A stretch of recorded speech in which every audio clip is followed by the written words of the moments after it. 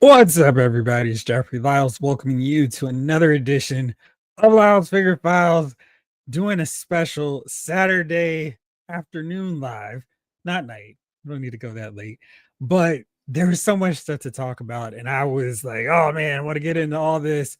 Of course, I've done a few podcasts before, so it said, let me come back Saturday, refreshed, ready to go. I've got a few friends with me today. We'll bring them up in a minute. But thank you all for tuning in. Hoping everything's going well for you all out there in the chat world. Looking forward to seeing y'all join in the conversation. Before I go any further, I need to make sure I thank the Lyles Figure Files VIP members: Jamlin Parks, Blake Tarpley, Lefty Two Lions, BK, James Green, David Thanos, Lawson Wallace, Henry G, Ryan Daly, Jay Woods, Tom Finn 2018, MOC Turtle, Doom Customs, bro, Robert Hayes, Nathan William, DJ No Good, Pixelated Poses, Graham Tuttle, Vince, John Morrissey, Retro Robo, Alan, and Vintage Bob. Thank you all so much for supporting the channel. Really appreciate it. And let's get things going here. Let's cue them up. Eternian Royalty, what is going on? What's up, man? Just setting up the stream here for our side. Get everybody on there.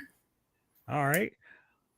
How were you enjoying so far as all these big reveals from New York Comic Con? It's been pretty crazy. It's I get to experience San Diego Comic Con firsthand, so it's weird being on. It's like, okay, I understand how New Yorkers feel when San Diego's going on, because here I am on the other side of the country going like, oh man, seeing all this from afar. But there's been some really cool stuff. The Mondo stuff that's been coming out, I'm excited for. I just posted actually on my Instagram about their crossover with Brave Star, which is really cool to see. I can't wait to see where they go with Brave Star, because I feel like that's one of the few Mondo licenses where it's like, okay, they're not that many characters. Right. I can get away with getting a few of them and call it a day. I know they're going to be super expensive. Say what's up to everybody in the chat real fast. Vincent Vi, how are you, dude? Clint Jorgensen, Mega J, he's coming. He's seen his computer, but he'll be back. Yeah, he's been having technical issues lately with his computer. I don't know what's going on. Blake Tarpley's here. What's up, Jeff? Looking forward to this. Me too. Thanks for the extra live this week. We got to do it every so often, especially when there's so much stuff dropping like we got from New York Comic Con. Easy Reader, what's up with you? So when last we spoke, I think there was a bunch of stuff that I wanted to talk about. There was one in particular, one reveal that I was really excited about, because hopefully this opens up so much more. Have you been reading the Energon universe, Mike? No, I haven't. What's so that's the Skybound Image imprint, where they have the Void Rivals, they've got Transformers, they've got G.I. Joe, all in one connected universe, and they've been doing some really cool, really amazing stuff with it. They use Void Rivals, that's the one that Robert Kirkman's writing, to start everything up. You ever intend on reading it, picking it up? I mean, I'm strictly kind of a Motu guy. I'm not a big Transformers I won't fan. Spoil it for you. Okay. Yeah. Not, the first issue has you can spoil away. I will be. I always like. Okay. If they make a movie out of it, probably. Okay. So they have Jetfire show up in one issue, and then they start off with the Transformers, and right away they start introducing G.I. Joe characters in it. And we get G.I. Joe, and it starts from two spinoffs, Duke and Cobra Commander. Then we get another pair, Destro and Scarlet, and we have not seen Scarlet since that miniseries. I'm not sure what they're doing with her, but all these other characters have come together. They're incorporating the Energon, so it's kind of fun seeing the classified series start to dabble into that as well, where it's like, oh, y'all are messing around with this. So one of the things they showed us that was very cool over on the Transformers side is this Optimus Prime, who was going to be like a mix of, it's basically the Studio Series version, but it's how he has appeared in the Energon universe titles. and Okay. that right arm might look a little bit familiar to you. Yeah, he's got the Megatron arm there going on. Yeah, so in this series, he's got they crashed on Earth and all that good stuff, and he's a little bit damaged, and so then he gets this piece that's just kind of laying around in the arc, and of course, it's the signature arm cannon, the one and only Megatron. And speaking of one and only, let's bring in our good friend Mega J Retro. What's How going on, are guys? you? What's going on, guys? Can't complain. Oh, New York all squared away. Oh, there's Back some there. great stuff going on right now. So, long time, Jeff. Like, it's been a minute. It has, man. Been catching your streams and seeing what you've been up to over on the site, so that's always exciting. Yeah, man, Scooby things are moving quickly. You know what I mean? And but you're doing some crazy stuff yourself there, Jeff. You know, getting all them sales and Target has been very helpful and very, very what is the right word for it? They have awful timing because Hasbro has been, everything we told you is coming in November and December. We were only kidding. It's coming in the next 2 weeks. Get your wallets ready. And it's been brutal because, the prices have been going up on all this stuff. And it's like, okay. And I have been canceling this order way more. If they had just stuck with the pre-order time in their windows, I'm like, bring it on. But it's not just been the regular $24.99 figures. It's, hey, this All Striker you wanted, this Cobra set with the snakes, got them coming for you. My saving grace to the wallet has been they have not said the Sentinels are coming faster, because that's not only going to exterminate all the mutants, it's going to exterminate anything left in my wallet. Yeah, and then they just dropped Apocalypse on this week, and just freaking crazy. Are you in on the Apocalypse, or? I'm thrilled that they showed this Apocalypse, because I don't know if you can see him back there on that lower shelf, but I've got the Toy Biz one, and I don't need this one. And I'm really ecstatic and I know it won't come out until later, December next year, which in Hasbro Pulse time probably means September. So I'm really excited to be able to sit one out, because they also show those Arctic Hiss tanks, which, depending on how much they are, I'm going to be really excited about and in on. Made to order. That's the new term now. Made to order. Yeah, right. I'm okay with that one. Hey, Stanley. Because that gets real shaky when it's like, hey, we've got something new to show, and you've got 45 days to find the money after we've shipped a whole bunch of new pre-orders early. So I'm fine with the made to order deal. They have largely stuck with the time frame they promised, so it's all good. So what kind of stood out to you guys during this weekend, or Thursday and Friday? Well, Mike is all about the Master Universe. So, Mike, why don't you go first? Yeah, I mean, for me, it was definitely the Mondo reveals. That Tila 2000X with Orko was a set. Looked amazing. She looked great. The 2000X Merman that they're coming out with. Yeah. Now, these are figures that I probably, my wallet, same thing, where, everything is coming out so fast. This whole, their first two waves, Mondo, the He-Man, Clawful, Man-at-Arms, and Skeletor, all within 2 months, and 100 and something a pop. That's with tariffs and shipping and everything. We're looking at $400 in a couple months. It's like, man, wallet's only so deep for collectibles, unfortunately. So I'm going to get He-Man, I'm going to get Skeletor, and I'll probably try to have some willpower and hold off on the others. But, seeing Skeletor and Man-at-Arms, I saw them at San Diego Comic-Con, but they were just in their prototype kind of gray, and now have the paint masters done on them. They looked beautiful. Those were probably the highlight for me for the reveals, I would say, yeah. I was finally trying to figure out which image to go with. These, of course, are from Toy Arc, and that He-Man looks incredible. Yeah. Toy Arc got some good pictures of them too. They always do. I'm so jealous of their camera quality, because sometimes it's just like, oh, Everybody else's Yeah, look photos at have that. that light. The Skeletor looks crazy. Yeah, It's they just got those DSLR plus minus, red cameras. It's crazy. They're doing some crazy things right now. So. mhm. But yeah, And no, these guys are impeccable. And do you know the current controversy around these right now, Jeff? Have you heard about what's going on with them? Mike, do you want to lead into us?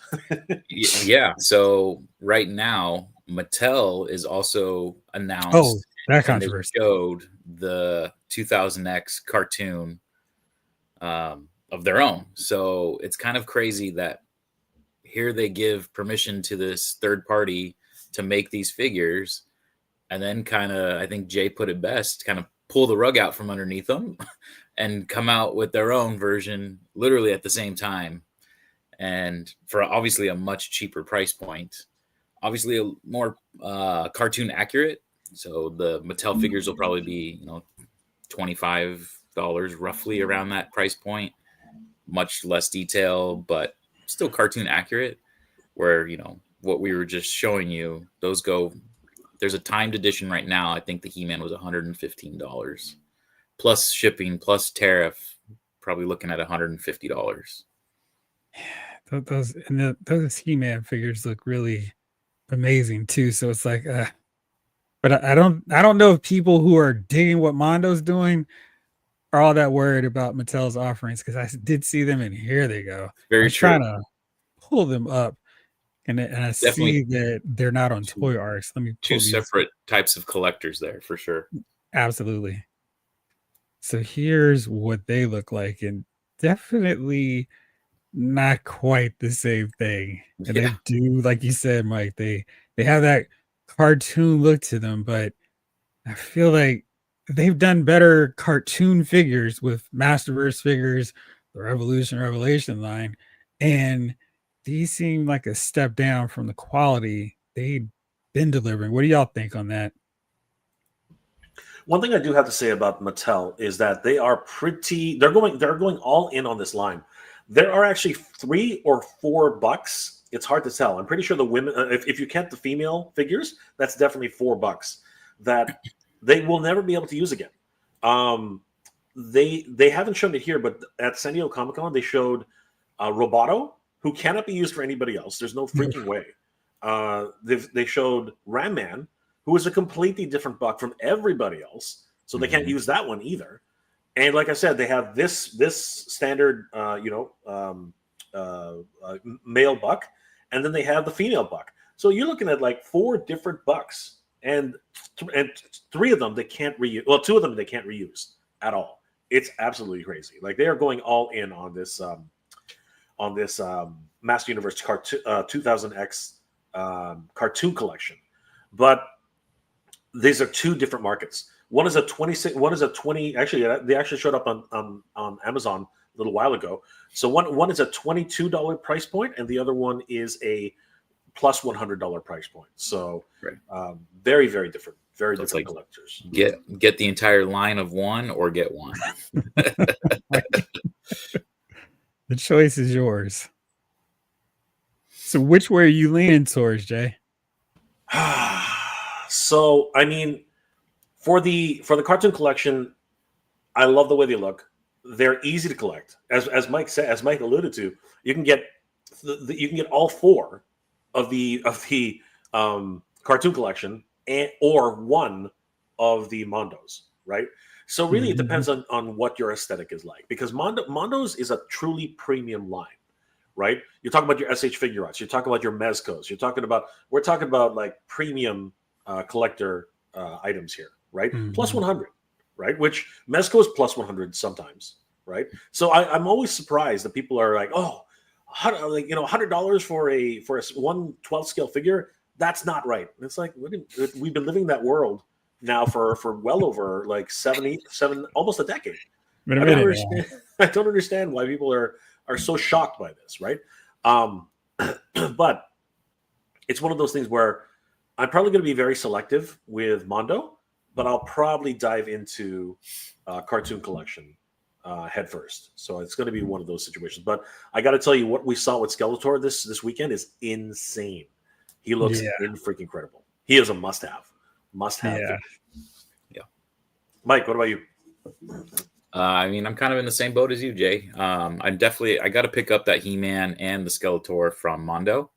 But you know, I'm gonna hold off on the rest of the line unless, you know, they come out with something really that's catchy. Like that Clawful, it's killing me that I'm not gonna get him because he does look amazing.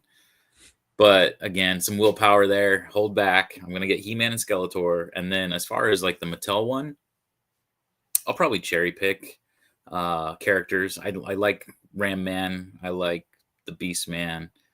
Of course, He-Man and Skeletor. The Evelyn looked great. We saw her at Comic-Con. We had a hashtag Where's Tila, so I'm curious to see what the Tila will look like when they eventually show her.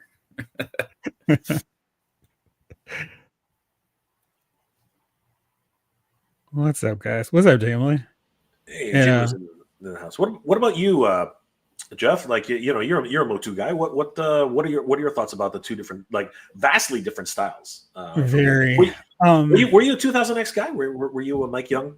Oh, absolutely. Like I was just finishing watching the DVD set, so I have it like on the TV to the side. I just literally finished watching it again for probably the 5th time, and that really great Motu animated series of everything box set, which was awesome with the Castle Grayskull on the front. So big fan of it. I have the original, and that seems weird to say the originals from something, and it's like, wait, that was a while ago now. But I was running all these, finding those figures. So I'm upset now that I got rid of those figures when it was like, oh, shelf space is at a premium. What do I keep? What and it was like they were putting out the Motu classics when I was having that shelf dilemma. And I was like, well, I gotta go with classics. And now I'm like, those figures are really cool. I should have kept them now that I got more space. So let that be a lesson to me. Don't get rid of things simply because of space. Just put them in a box till you find more. But I'm really digging the new Eternian stuff, and that's where my Motu focus is right now, because I'm definitely not on the level of you guys with the Motu stuff, but those are really great. And I love the ability to go with the classic look or the new Eternian style. And I find that I'm putting my figures in the display more with the new Eternian designs because I just love what they're doing with those. Yeah. All right. Well, on that note, though, Jeff, what are your thoughts about new Eternian Tila versus vintage collection Tila? I mean, what is Mattel doing right now? It's yeah. That was odd. It really was. I have not made that move to get her yet because I'm looking at the figure and like, what is so different from the one that I just got? So here we go. Pull this up as we're discussing her. They fixed the head sculpt. That was the big thing. She's not looking up. That's true. She doesn't have McFarlane eyes. She doesn't have the bedroom eye look. Like she's got this half. Hey, Adam, what's going on? Yeah. So I keep trying to figure out if her head is too small for the body, and if it needs that snake cowl to really frame it properly. Where are y'all on it? Did y'all get it? So mine's in the mail. Actually, it's at the border, and I got to figure out how to get it across the freaking border without paying too much freaking tax. Here's that. But myself, obviously, I've got this one, but I really want the the vintage collection one, mainly because it looks like they updated her head sculpt. She's also got the classics Tila helmet, the one with the one with the how do I say that? That golden helmet that she's got, which I think is neat. I think that's really, really cool. And that's not included with New Eternia's Tila, but it literally is in a lot of ways. I think they just took the figure and gave us a bunch of new heads. You know what I mean? Like, and maybe some new deco. I don't know, right? I think you can go. I think you can definitely go with either. It depends on your aesthetic, what you're looking for on that. Do you want the helmet head? Because that's really the big thing for me right now. So but at the end of the day, I already have the first one, so I'm gonna get the second one just because Tila's a must-have at the end of the day. If you really... Yeah. I cherry pick Masterverse, so you know kind of pick and choose. When I saw that head sculpt on the first one and the eyes all being wonky, I passed on it. And I'm glad I did, actually, because I definitely will be picking up the vintage collection version. So far, I feel like they've been killing it with those vintage collection ones. I actually have Skeletor still in box right here with me. Oh, nice. But yeah, I've been loving the Masterverse New Eternia for the most part too. The She-Ra kind of looked a little wonky too. I don't know what's going on with these female characters. Although they got some of them, like I think the Evil In, they crushed it, right? I feel like that one was awesome. Yeah. So it's kind of weird how some of them have been great, and it's kind of why I've just been cherry picking them. Yeah, it's a strange situation. And again, I'm not really sure where they're going with this because they're running parallel New Eternia and Vintage. You really are shooting yourself in the foot.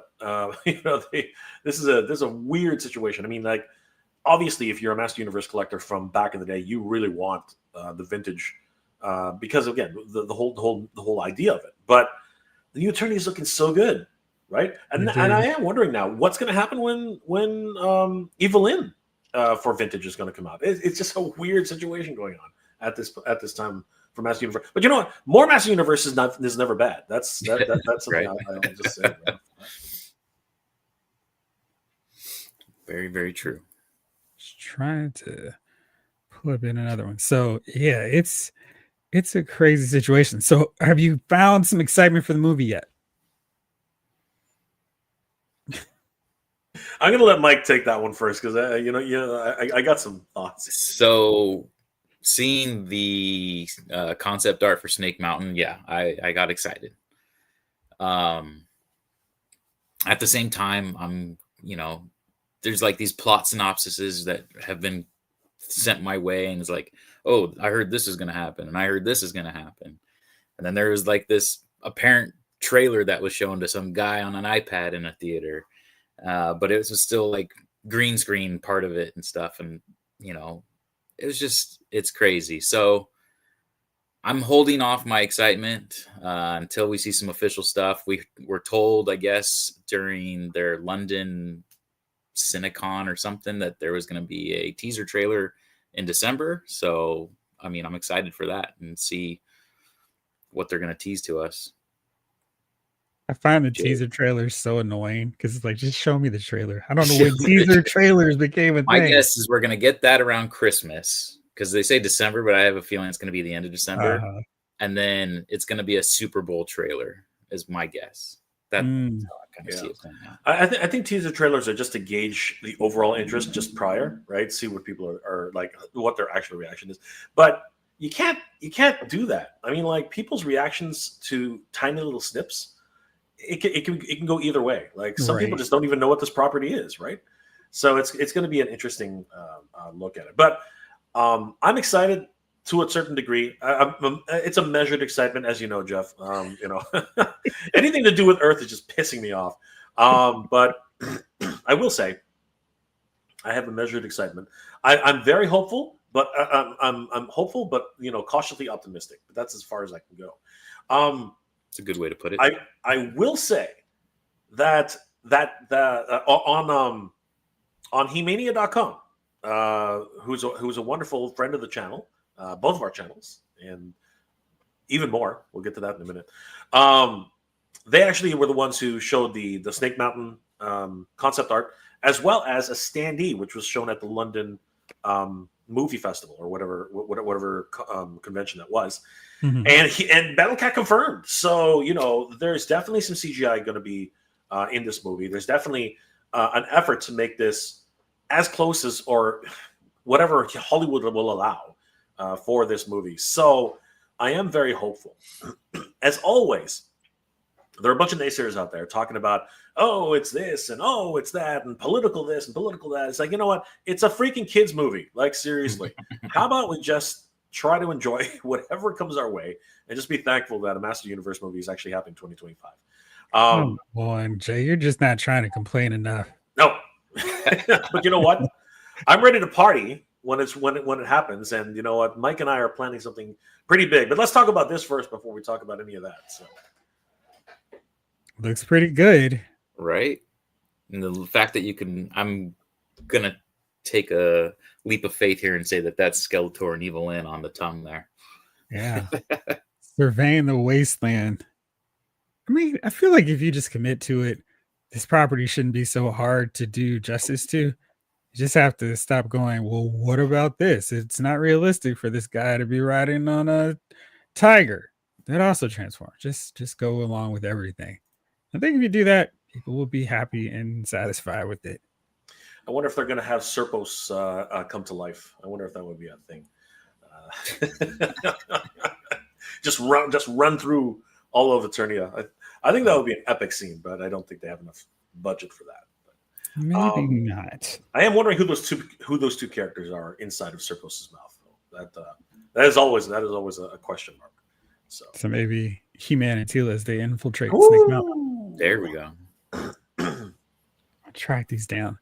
So that looks exciting. I am excited. I'm excited for this is of course 1/12 Teela for 2000X, and she comes with Orko.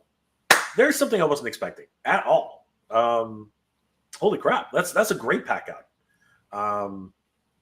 I'm very excited for this one. I think a lot of people's favorite Teela is this one from 2000X. I mean, like she was strong, she was athletic, she was very opinionated. You know what I mean? And she really did have that presence. She wasn't just whiny like the Filmation brand. She was definitely more warrior woman in 2000X. Yes. Yeah.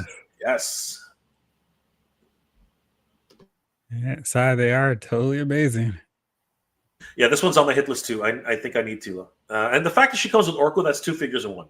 So for me, that's added value. I think that at that point. So here's my opinion on. I'm just gonna throw my opinion on there. Jeff, are you in on any of the real Ghostbusters figures from Mondo, or did you have an affinity towards them or something? So I'm curious about what you're going to say on these. No, because there has to be some limits to what all the insanity that I'm spending money on, but they do look really cool. And I was like, oh wow, they actually have them all together. And I don't know what scene the 4 of them lined up next to each other did, but I was like, oh, that's cool. And then to see Janine with the desk, it's like, oh, that's exciting. But I know some people are not exactly thrilled with this reveal of the figure that was packed with Venkman, if I'm remembering that correctly. So this reveal was probably Ray Stantz and the Mr. Gast Ghost. That's who they're firing on, right? Gotcha. Yeah, well, that okay.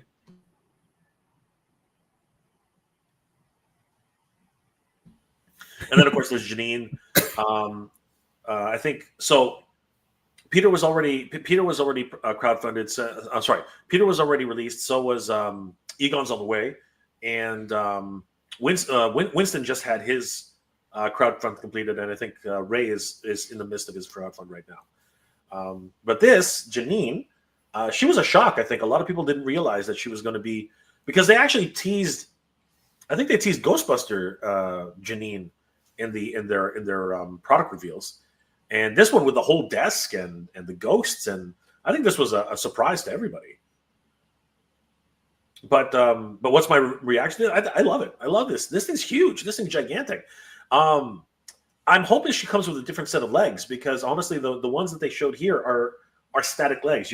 You actually cannot move them. They're the secretary cross legs, and I don't think they show it here. If you you might want to go to Toy Habits. I think they have a whole section on it. Let me do that. Yeah, but Mike, were you a real Ghostbusters fan back in the day? As a kid, I watched, but never really got to be as an adult collector of. Randomly, I think it's on like those Scooby or something, those free streams you can watch old cartoons. And watching like 2 or 3 the other day. It was that Boogeyman one. It was one of the freakiest. That is the best episode ever. That's one of the reasons why I have to have Egon, because that boogeyman, it gave me nightmares, dude. That was one. Right. I was like, this is for kids? This is creepy. nuts. Like, honestly. And it was actually pretty terrifying. 2 little kids in their room, like, what the heck does this guy do? Like, crazy. And the fact that he can jump between dimensions, I was like, yeah, all right. I don't want to watch this episode anymore. I loved it. Great stuff. But what about the figures? Would you be on these if you were collecting? If money was no object, yeah, definitely. I think it's really cool that I want to eventually do Firehouse, because that would be you have everything to make the set now, so it's like just add in a Firehouse and you. Trying to see. Oh, there we go. Yeah. Oh yeah, I see there. Her legs kind of cross so over. The legs are crossed and they cannot move. They're actually in that position. So I'm hoping that she comes with a swappable set of legs. But I mean, the world building is incredible. She's got a freaking computer, like it's one of those dummy terminals. It's not even a real computer. It's just a dummy terminal. She's got the 2 ghosts that come out of the drawers. You know what I mean? Like, it's so great. And like Mike just said, create a full diorama playset for this, and you're all set. Like the way they're doing these cartoon figures, just absolutely top notch. It's amazing. I wish my wallet felt the same, but yes, they look really, really good. And every time I see the Motu, the Ghostbusters, it's like, oh man, because I feel like I really envy collectors who stick to one thing, where it's like, I don't need to get Marvel Legends and G.I. Joe and Transformers and Star Wars like a lunatic like me. You can just focus on one thing. And like, I see wrestling collectors and they just have all the different variations of CM Punk and all his tights. And I'm like, see, that's something I could do if I wasn't collecting that along with 20 other lines. So, but man, these Motu figures, and especially with the Ghostbusters, because it's like, you got the Ghostbusters now, and then it's just added in Ghosts, and that's all good at that point. Absolutely. Yeah, the thing about it, though, and this is the truth, no one else was doing it. No one else was picking them up. No one else was actually thinking about the real Ghostbusters. I mean, technically, Kenner, the Kenner re-releases of the real Ghostbusters classic toys, right? They were neat, right? They got the fright features, they got things like that. But a lot of people in the Ghostbusters community were saying, we need Ghostbusters from the cartoon, right? And it's my understanding that once they finally got released, the Ghostbuster community, which is actually, older adults like us, they really rallied around it. And Mondo actually has now, after the release of Peter Venkman, because of all the interest that surrounded him after the fact as well, it's my understanding, they actually they're releasing a special Halloween pack this Halloween, October 31st, for a limited edition, where it's another version of Sam Hain with a new head sculpt, a new Slimer, and 2 new ghosts that have never been released before. So there's definitely, because again, price point is really high, but it doesn't matter. If you hit the right audience, you're definitely going to be able to sell these figures. And it looks like Mondo is definitely hitting that note. So it sounded like some people were upset about that. Is that the case that you've seen from others? Because some forums and chats that I was seeing, they weren't thrilled that this Ghost was getting re-released. They're not thrilled? Is that what they were not? I think because they already got the pack, so they were like, and then it comes with more accessories, right? Of course, now I can't find it. From what I understand, yeah. If you look up Mark Bristow's, he put a full post on it. Let me see if I can find it. On Toy Habits? No, it's not on Toy Habits. It's his Instagram page. Let me see if I can find it. Hold on for a second. He put it up a little while ago, and when I first saw it, I was shocked. I was like, "Oh my god!" It literally blew my mind. I was seriously like, "That is incredible." Here, I'll send you the. So Mark is actually the here. It's in the private chat. Mark is actually the paint master painter for many of Mondo's products, as well as many other toy lines. But he just posted a whole bunch of really cool stuff. and one of them being like, these are all behind the scenes shots for the images for the paint masters that he created, and one of those is the Sam Hain character with all the 3 ghosts. So it's in the private chat. Yeah, I got it. It was I'm rolling around through multiple windows, so it's Yeah. like, hey, do you want to log in? No, I don't need to log in again. I'm making Jeff work today. Yeah, exactly. Making Jeff work it. Work there. Or Jeff gets serious, you can tell. Yeah. Focus face. Yeah. So you can really see what I love. The 2 little ghosts. They're actually part of that same episode. And of course the mesmerized Slimer. I think that's really cool. So yeah, I can understand people's reaction that, hey, I just bought this thing, right? But at the same time, this is the special edition Halloween edition. So I mean, like, you know, if you're a Ghostbusters fan, you're going to go for this, right? I don't know if it's probably still going to be $100, but I mean, the sculpts are just so good for 1/12 scale. I mean, like, you know, that's Mondo's forte, right? They're delivering this and delivering exactly what they promised. So I think what it was those 2 ghosts, the other 2 don't come. This is their first time being released, right? Correct. This is the first, but that makes sense, right? I mean, like, why would you buy Sam Hain all over again, right? But I think what this is also an opportunity for is anybody who bought the regular edition, Peter Venkman, right? Mm-hmm. So he didn't come with Sam Hain.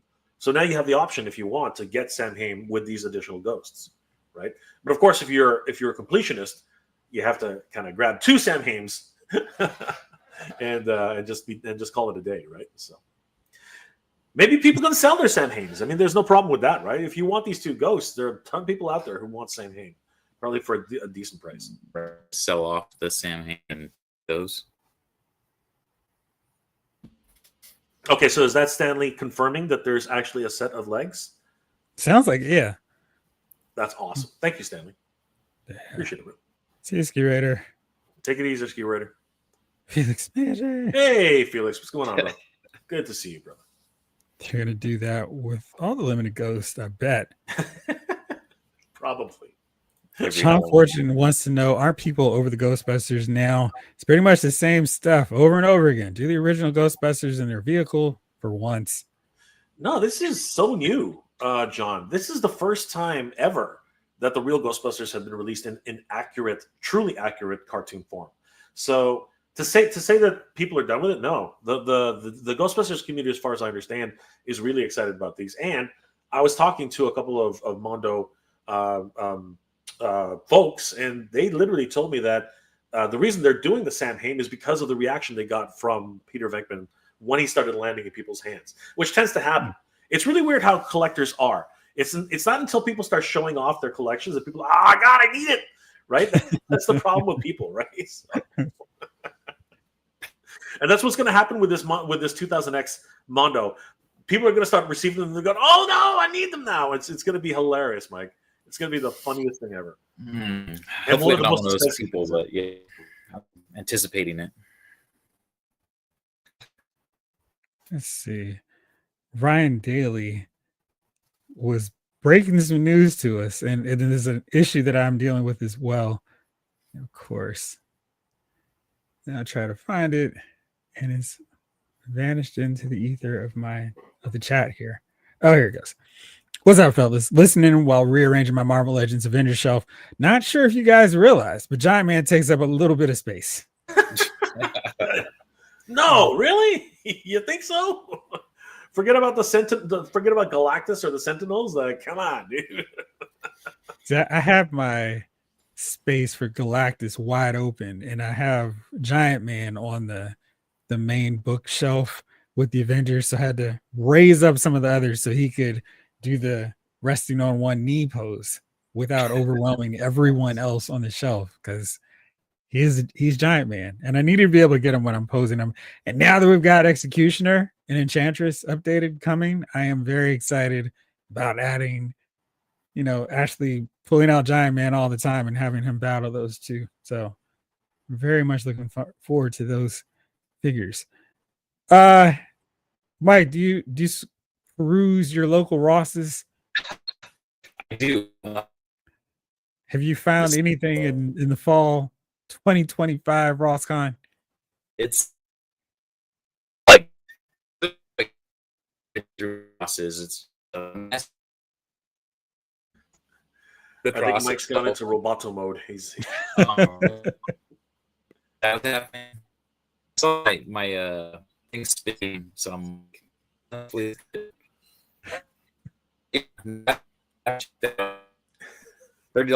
Like Ray, is it Ray Saber? That whose it is? I think, our friend found one. It was like, I won't say it was Ray. So Jay, I know you're not able to find anything. It's your local Rosses. So I we don't have Ross up here, unfortunately. We don't. Mm-hmm. But whenever I visit a Ross down, whenever I'm in the U.S., it's always amazing, like all the great stuff that they have down there.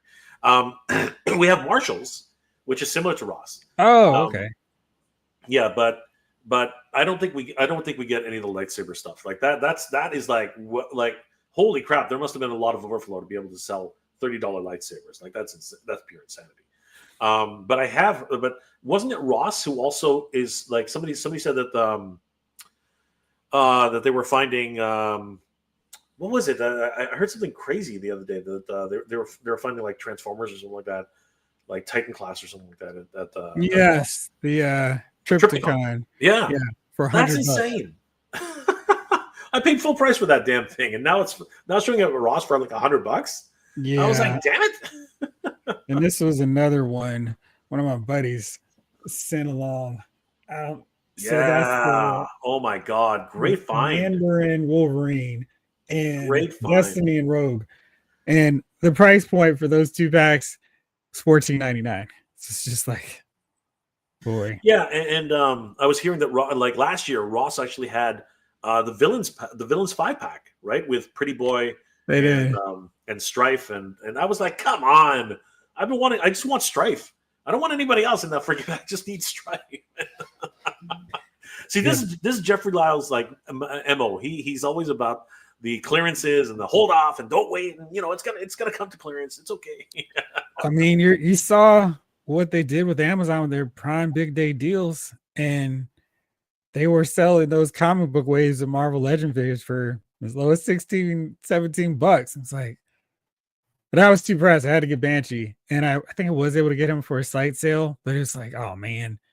Of course, I don't want to have to play that game of will they sell out or will they not? So it's tricky. I have been to Target multiple times because they've got this sale going on right now where it's you spend $40, get $10 off, spend $75, you get $20. And I have gone there more times than I anticipated this week as well.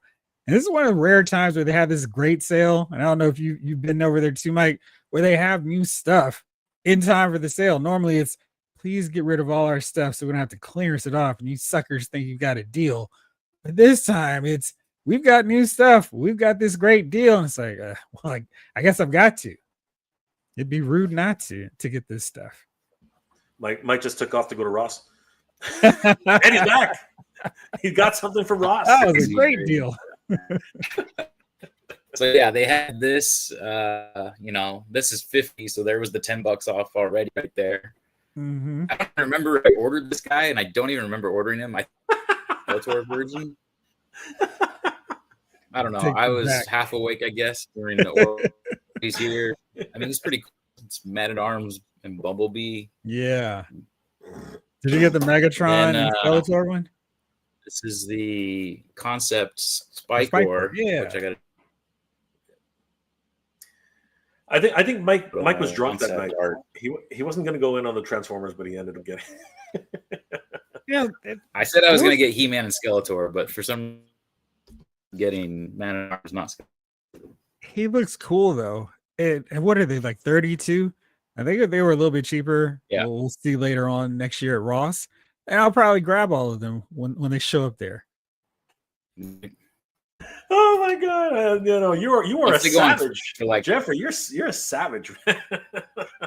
Well, the problem is like I just have too much stuff to open, and then because this would bite me when I was getting Blu-rays and DVDs. I would buy them on those Tuesdays, and then on Black Friday it'd be $5. I'm like, well, geez, I haven't even opened up mine. So that's what I try to do. It doesn't always work. So at least if I get it on some form of a sale, I feel better than when I find stuff at Ross. Like, I could have waited for this. But yeah, Felix, the 2000 looks great, but I have zero connection to that cartoon, so I can keep my dollars. Cartoon is great though, Felix. Jalen, this is more of a natural reaction. Having to put faith in pre-orders that you haven't seen, but they sell out before anyone sees a physical figure kind of sucks. Yes. Felix, I wish we had anything like Ross here in New York City. Places is what happens when you're creating the AI, I guess. Mike is a roboto in himself. He's a. I think Mike's frozen too. Because there he goes. Yesterday we were on live with Toy Habits, and every now and then Toy Source would be like. So every 5 minutes, I was just doing, and I'd stay like that until she came back. It was What's up, Sean? So that way she's not by herself. Sean's here. Hey, Mondo. Hey, what's going on, brother? Good to see Sean. Man, Granny Bebop, Baby Rocksteady today at Target. Nice. I love it. Yeah, Mondo Bravestar. Yes. Oh my God, how I've been waiting for a freaking Bravestar toy line for 20 for just anything, right? Obviously, Ramen's given us the Marshall, right? Mm-hmm. But I'm super excited. I don't know. Now here's the problem. I'm not sure if I want Mondo to go the Mondo version, which is like their hyper realistic, Mondo style, like 2000X, or if I really want them to lean into the cartoon collection, because their cartoon collections are just killer, as we've seen with the real Ghostbusters. Mm-hmm. So it's a tough toss up, man. It's a really tough toss up. It's freaking so. Which one would you want to see them do next? Like in terms of like any cartoon from back in the day, Mondo size. I mean, they're gobbling up licenses like crazy. They just announced SWAT Cats yesterday. They announced SWAT Cats. I mean, who really like? I barely remember SWAT Cats. Not that it wasn't a good cartoon. Yeah, I don't remember that at all. I figured Nacelle was going to take SWAT Cats, because they already had the mice from Mars. Yeah, and the Cowboys of Moo Mesa. Right? Oh right, yeah. I figured that was like a trifecta right there, with SWAT Cats, because I figured that was the same production company. You know what I mean? That's well, you can't have your cats with your mice license, so you gotta. It's got to go somewhere else. Right, exactly. We're gonna start eating each other. Ooh, SWAT Cats. I probably see somebody does care. I was like, oh, okay. Take a look at Instagram. They have a great announcement trailer. It's crazy. Often bundle with Tila. But those Iron Studios, that's another thing I'm glad I'm not into. And my wallet even more so, because those look really great. So what else impressed you over New York Comic Con Thursday and Friday? Did we lose Mike completely? Oh my gosh, this is crazy. Poor Mike. What else impressed me? I'd have to say, other than Marvel, other than Mondo was very impressive. Like the other thing, just to put a bookend on Mondo, they announced a Gargoyles line, which I thought was insane, because NECA, of course, has since ended their Gargoyles line, but once again, they're going hyper cartoon aesthetic, and the pack out between these two is just like, first of all, Goliath is massive. He's a huge figure, and then he's bundled with Bronx right off the bat. Bronx he's just a huge chunk. It's crazy. So that was incredibly impressive. But in terms of everything else that I was really enamored by for the show, I mean, definitely the Apocalypse, it was really cool. Everything that as you said, the Enchantress and what's his name again? The one with the hooves? Executioner? No, the one with the hooves. Gorgon. Gorgon, that's right. Yeah. That's I like his he's huge. He's pretty massive too. Like Mattel's not sorry, Marvel's not messing around. They're getting big characters in the line right now. It's crazy, right? But what really kind of got me this morning is McFarlane's ability to dig back into the well and just go back and say, you know what, we're going full Image now. Like we're going back to the 90s, baby. We are going to the 90s, and we're not coming back. We screw DC. DC's out. We're gone. No, I don't need no DC. I got Image. And based on what I've been reading from people, it's like, what took you so long? These, wow. Now, I haven't gotten any McFarlane Elite Edition figures, but people are going, these figures are going to be super expensive. Do you have any? What for the Elite Edition? Elite Edition McFarlane figures? I didn't even know there wasn't like. Yeah, I know, because he has like it's hard to keep up. Everything. He's got Gold Limit. He's got Platinum Edition. He's got Red Platinum. It's hard to keep up with what he's actually doing. So page punchers, lithogram, yeah, a little bit of everything. But these figures, if he goes as far into it as he can, that's gonna be really exciting. Jam, I've been wanting SWAT cats forever, but I was hoping for a more affordable line. Yeah, and I couldn't get it there. So here's one thing. I will say about that. Mondo is going to have to rethink their strategy. Hey, there he is, and look, he's clear. Dude, back. My internet. This happened last night too. Like literally, it'll just stop and everything starts spinning black, and then all of a sudden it just goes like, "Oh, your internet sucks." Yeah, but you weren't as bad as Toy Sorceress. Toy Sorceress was like, yeah, she was full frozen. Like she literally. So I restarted my router. I reset my computer. Hopefully, all that resetting will keep me clear. You sound nice and clear now. Good. You look awesome. So pretty. Thanks. But yeah, no, like I said, it's one of those things where I don't know what Elite Edition is anymore. I'm not keeping up, but I don't think it can be anywhere worse than $35 a figure. You know what I mean? Like I would imagine. I mean, like all figures are getting up in price, right? Every single action figure is pretty much. Toy guy says that's not. They're gonna be like 50 to 60 each. If they're the same price as other elites. Okay, so Elite is as high as $50. Wow, they could bet 60. They better come with a crap ton of accessories and guns. Get away from DC. Get some guns. As long as they're not toys, we'll be okay. Were you an Image fan, Mike? Do you remember Image back in the 90s? Image Comics? Yeah. You remember the Savage Dragon? Do you remember Shadowhawk? No, not. Oh my gosh! What kind of Image fan are you? What? Right, exactly. You weren't a day one. It was like these comics are gonna be $1 million in 10 years. That's right. I'll buy them all.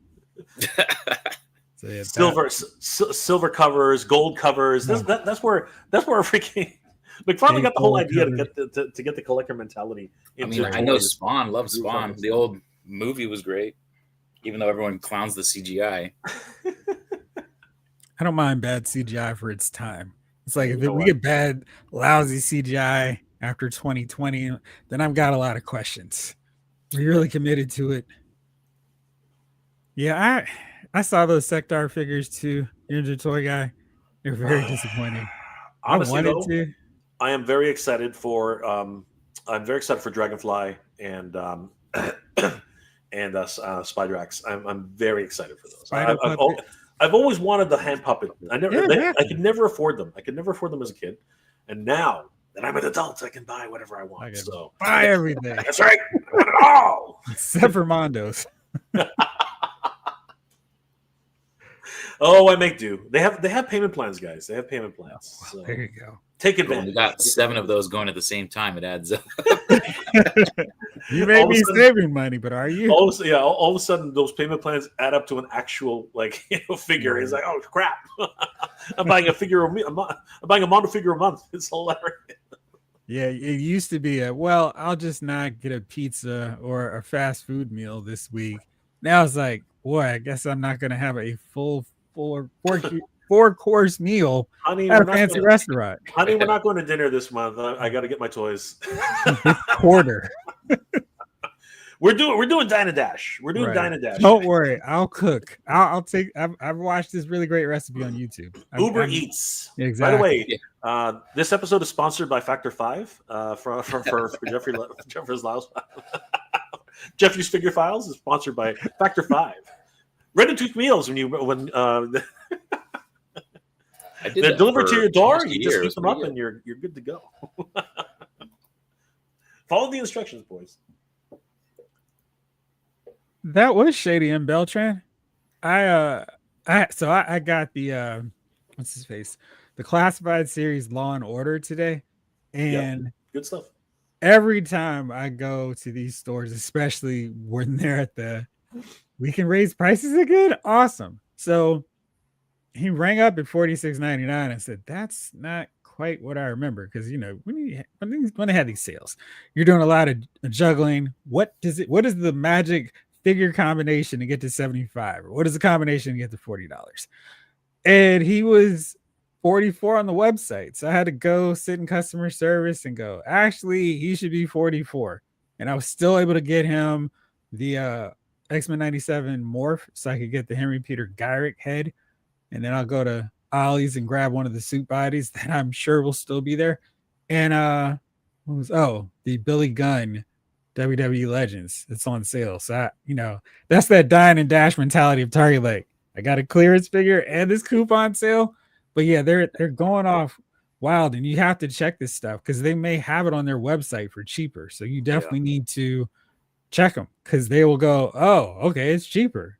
But it is lame that you have to do that. I went through self-checkout today. I was just at Target literally about a couple hours ago.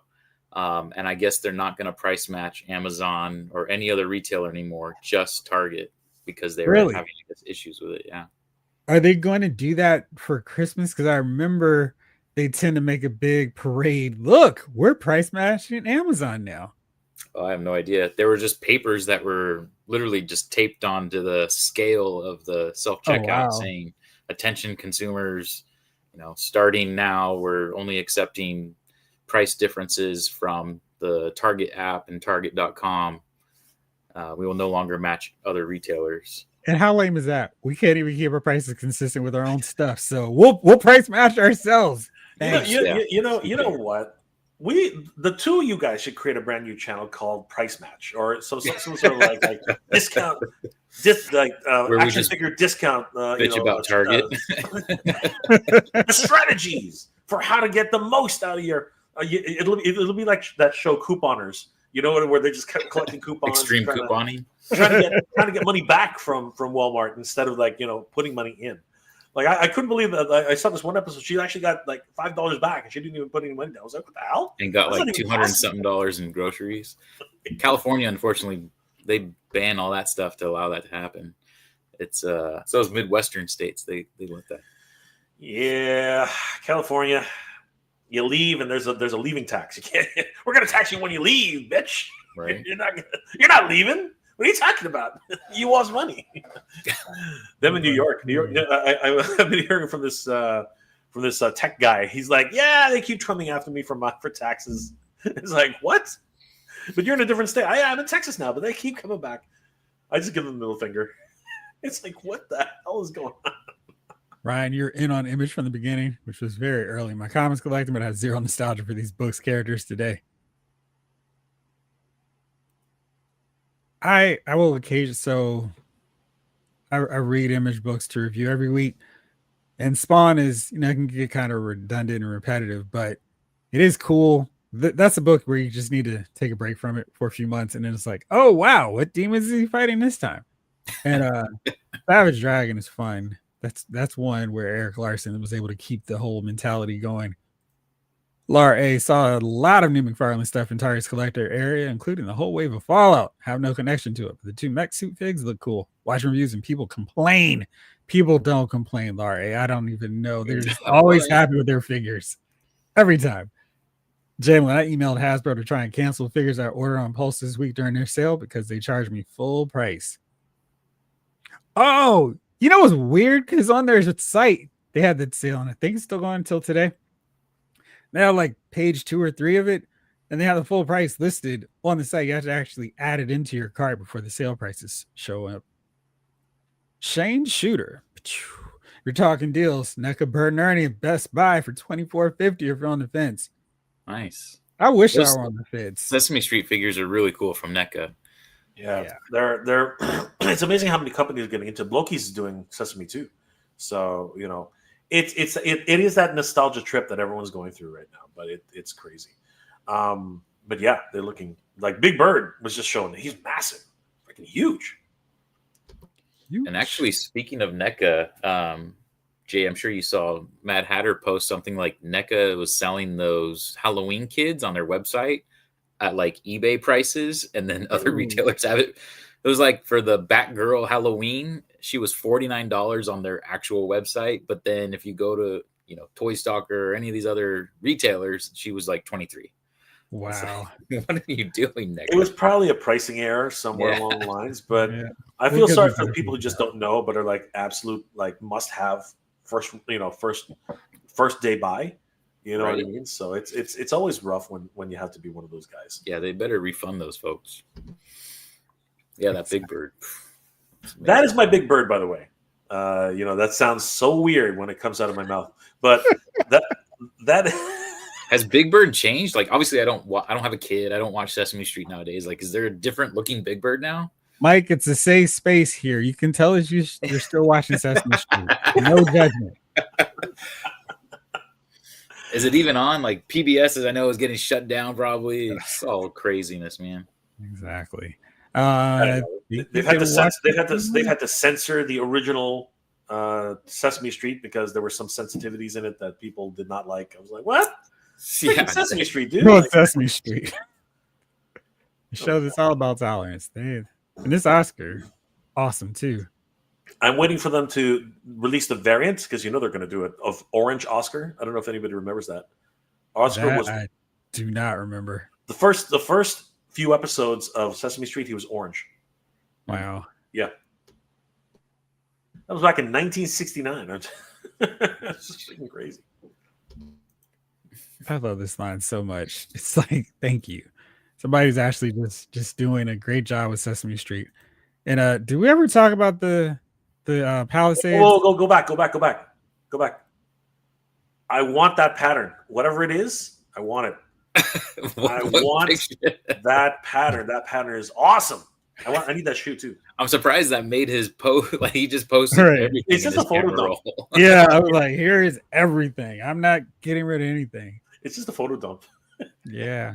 It's a very good likeness of old Wednesday, though. Yeah, she looks great. Mm-hmm.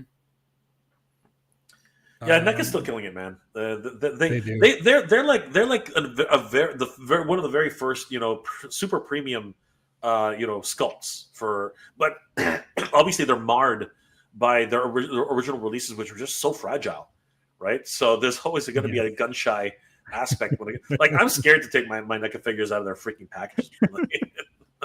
I remember when they started saying, "Oh, Goliath actually breaks if you don't heat him up properly." I was like, God damn it.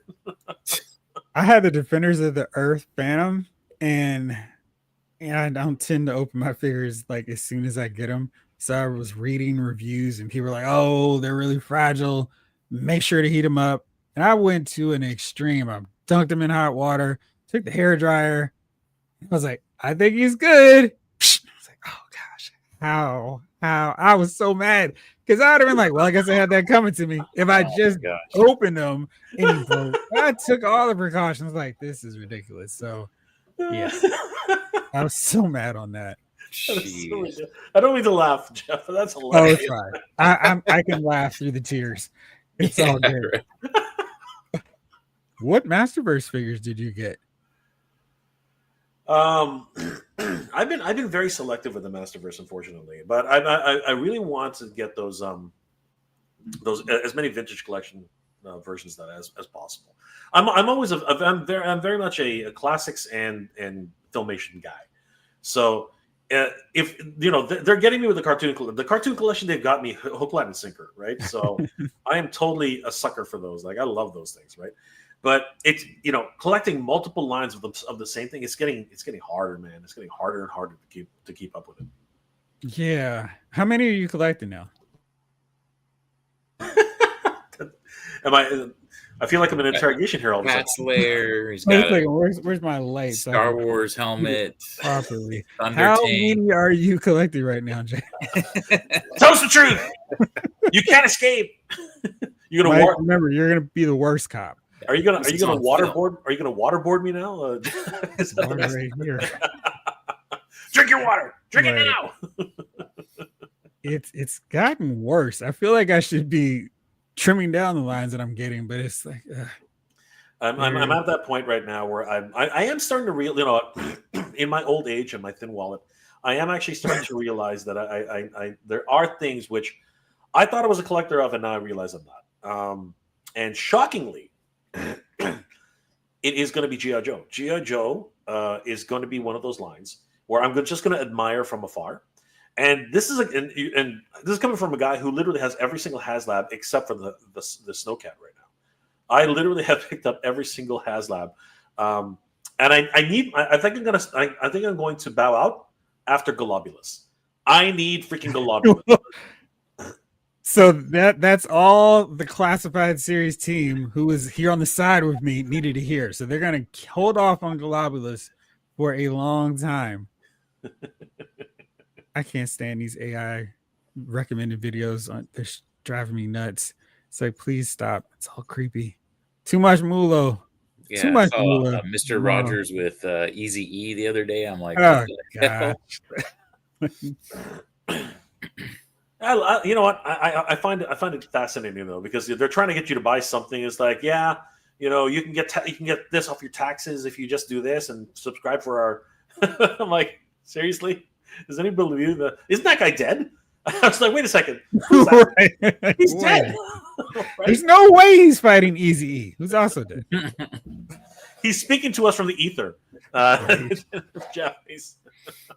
So that's what's going on in those paintings.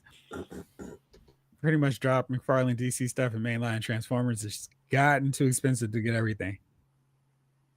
I'm so fortunate about Transformers because I am not going into, here's Beast Wars. It is strictly G1.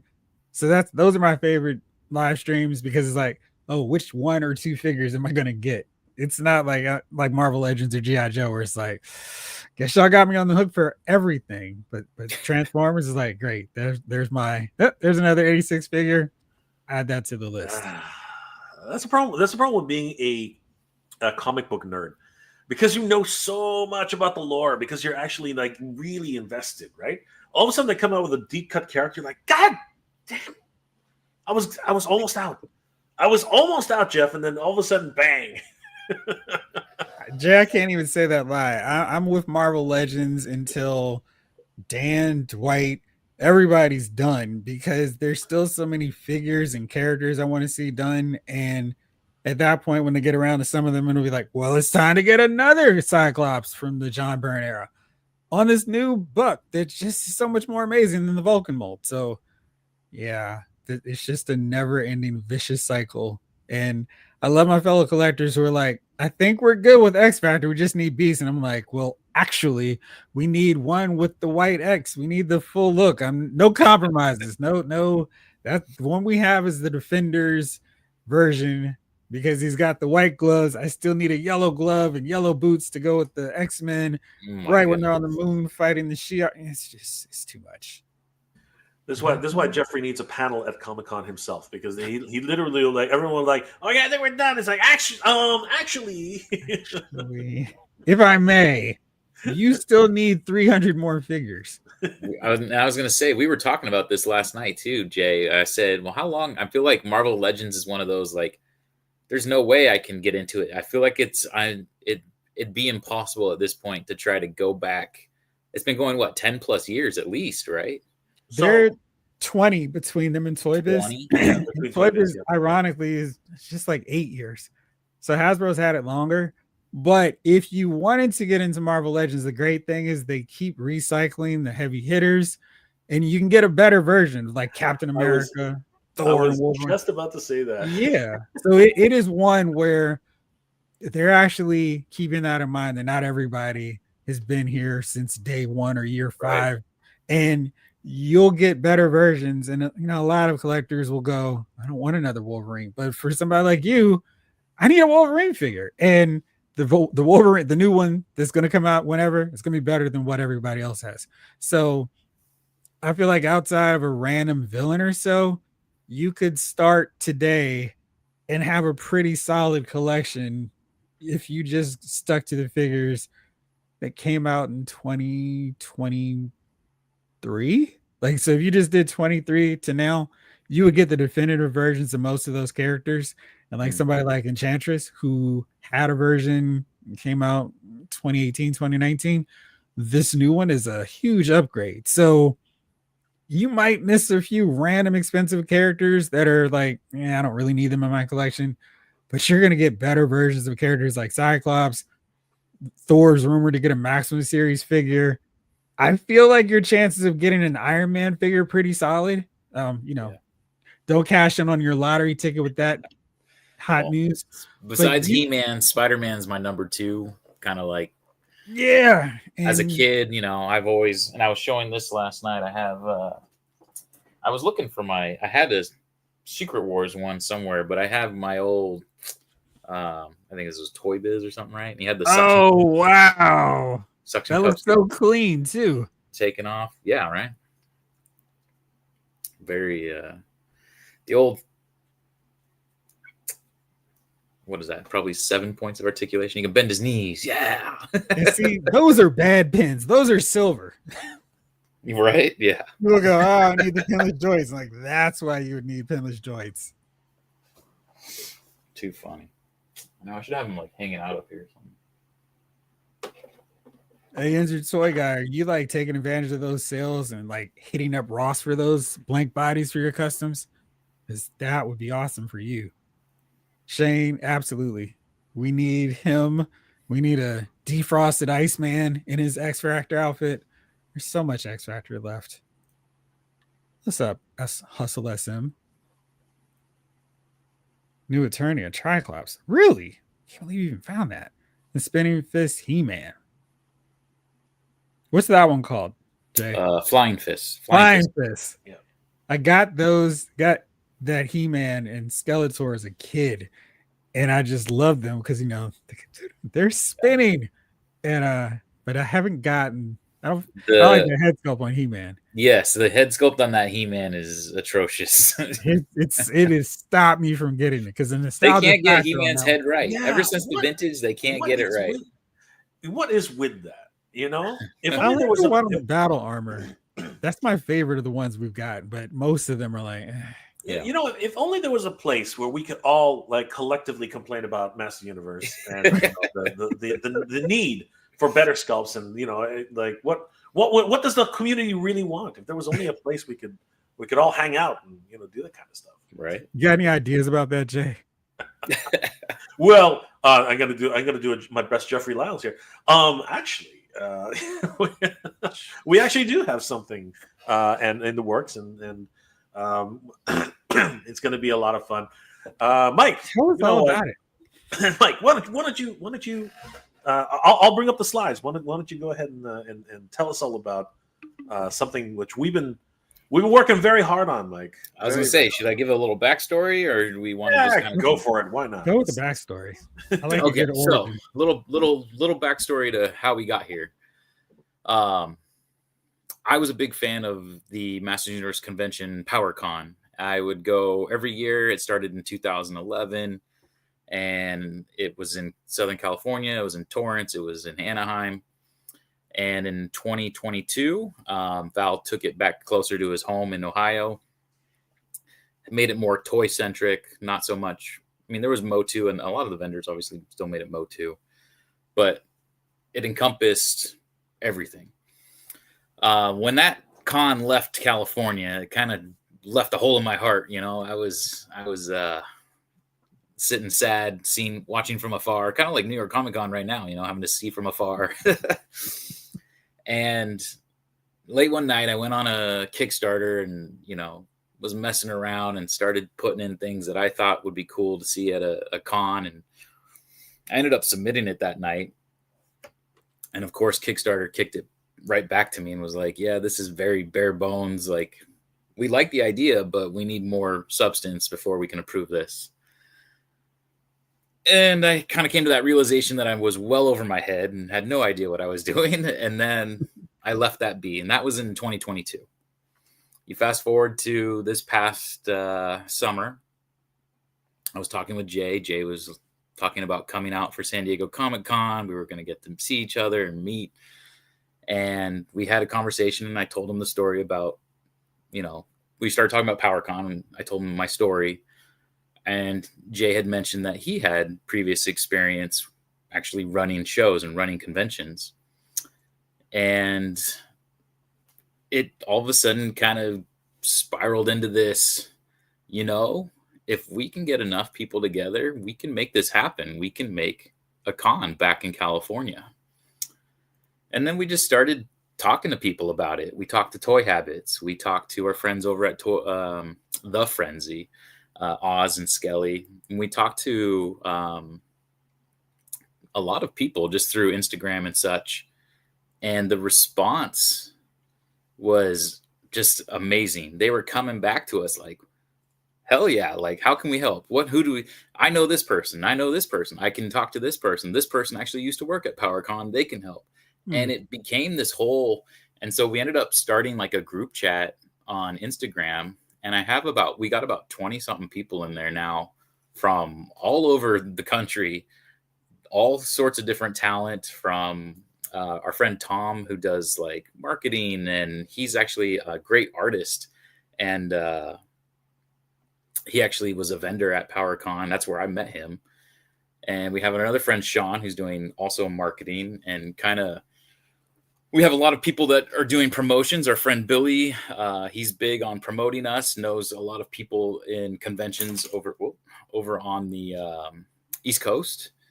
And it's just really kind of snowballed into this whole thing. And it was like, okay, if this is going to be real, then let's start making some calls. So I started calling around a bunch of hotels, and we kind of got into contract negotiations with a few of them. And I was freaking out, and Jay's Mr. Cool Cucumber, like, this is all part of the game. Don't worry, Mike, don't worry. And we were able to come to an agreement with the Torrance Marriott Hotel in Redondo Beach, which is really cool because that's actually where the former PowerCon was held for several years. So it's got deep roots with the Motu community. I think a lot of people have very fond memories there. And to be able to bring that kind of experience back is, it's going to be amazing. And then we were talking about, okay, we're not rich, right? Like, we don't have crazy money to all of a sudden just throw a big Motu party. And Jay and I were talking about fundraising. We kind of brought it up to the group, and a lot of people came up with really good points that Kickstarter actually is probably the best way to go. It kind of brings legitimacy to it. People can see the whole entire project laid out in front of them. They can see, who we've booked as far as guests, where it's going to be. It also helps kind of bring confidence of, you don't want to put your credit card into just some random website, right? Like Kickstarter's very known, verified website that you feel comfortable putting your credit information on for payment. Right. And we can easily update people as you go. You'll get updates through it. So being able to reach that greater audience with Kickstarter as well. Like if we put that it's a Masters of the Universe centric convention, if anything that people have backed that's kind of Masters of the Universe, Kickstarter tends to show them that. So we can get people on board that, are like, oh, this is really cool. I love Masters of the Universe. Oh yeah, or if they hear wind of this new movie that's coming out, and then they're like, oh, holy crap, these guys are trying to put together a convention about it. Mm-hmm. Oh, it's happening. By the way, we have confirmed the dates of May 23rd and 24th, which is Memorial Day weekend. It's 2 weeks before the theatrical release of the movie. So it's right in time to super celebrate He-Man and She-Ra. And Jay, you got the slides going? show some details? Yes, Jeff, if you could share the screen. I was wondering if that will work. Yeah. Oh. I didn't even say what it was called, did I? Well, we'll get to that in a second. Let's. You know what? I'm pretty sure I did the audio. Let me know if the audio works, guys. So let's listen in.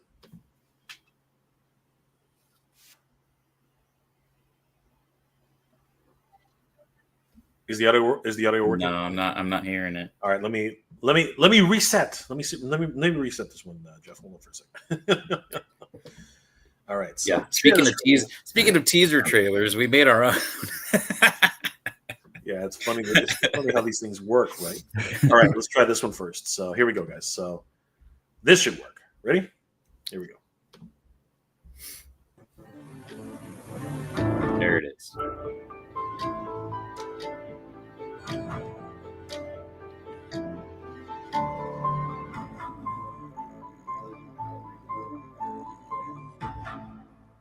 We have the power.